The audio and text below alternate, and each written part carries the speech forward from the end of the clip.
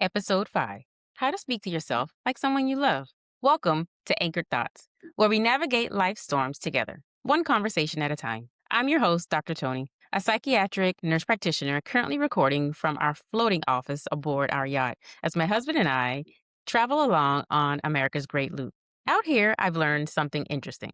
You can change your scenery, cross state lines, and travel thousands of miles, but somehow your inner voice always manages to come along for the ride. Most people have an inner voice they would never use on another human being. You miss a deadline, forget an appointment, or make a mistake at work, and suddenly your brain transforms into a disappointed football coach from 1987, stating, "What's wrong with you? How could you mess this up? Everyone else has it figured out except you." Imagine saying those things to your best friend after they had a rough day. You wouldn't do that. In fact, you'd probably be horrified if someone else spoke to them that way. But for some reason, we've convinced ourselves that being hard on ourselves is the same thing as being motivated. Psychologically speaking, that's usually not true. Research actually shows that people tend to create more lasting change through support, understanding, and accountability, not shame. Self compassion isn't delusion, it's emotional regulation. So, why do we talk to ourselves this way? Here's something that may surprise you. Your inner critic didn't just randomly appear one morning, believe it or not. For many people, that voice developed over years. Maybe you grew up in a household where mistakes weren't tolerated. Maybe success was expected and criticism came much more easily than praise. Maybe you had a coach, a teacher, or a relationship that taught you that perfection equals acceptance. Over time, your brain learned that if it criticized you first, maybe you could avoid failure, rejection, or just disappointment. In therapy, we call these core beliefs, the deep assumptions we develop about ourselves and the world. The problem is that your brain doesn't always update those beliefs as your life changes. So even as an adult, you may still be carrying emotional rules that were written decades ago. So ask yourself, whose voice is it anyway? The next time you catch yourself thinking, "I'm lazy, I'm a failure," pause for a minute and ask, whose voice does this sound like? Is it actually your voice? Or does it sound like a parent who expected perfection, an old coach, a teacher, an ex-partner, or society? Many of us are carrying around criticism that doesn't even belong to us anymore.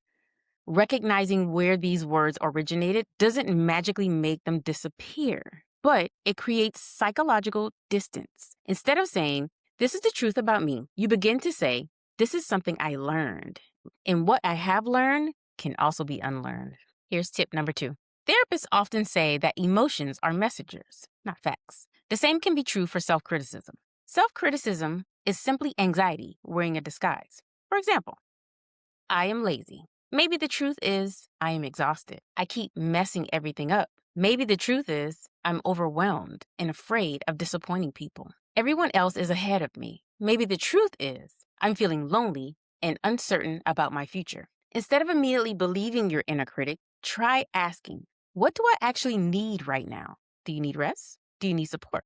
Do you need connection, reassurance, boundaries? That simple question shifts your brain out of judgment mode and into problem-solving mode. Here's tip number 3. Living on a boat has taught me that no captain screams at the crew every time the weather changes. If you're entering rough water, the captain doesn't say, "Well, we're doomed."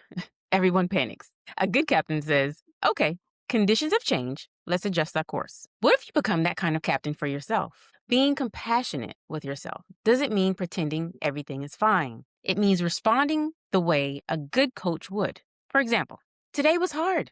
You didn't handle that the way you wanted to. What can we learn from this? What's one thing we can do differently tomorrow?" Notice the difference? One voice attacks, the other guides. One creates shame, the other creates growth. So here's a closing thought. The way that you speak to yourself becomes the emotional climate in which you live. And the truth is, you're going to spend more time with yourself than anyone else ever will. You don't have to become your biggest cheerleader overnight, but perhaps the goal isn't to become your biggest fan. Perhaps the goal is simply to become someone you feel safe being alone with. So the next time your inner critic starts shouting, pause and ask yourself, whose voice is this? What do I actually need right now? And most importantly, how would someone who truly loved me respond in this moment? Because healing doesn't usually begin when we become perfect.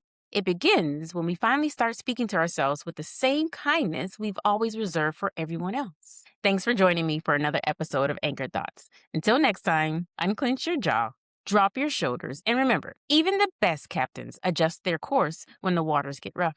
See you next time.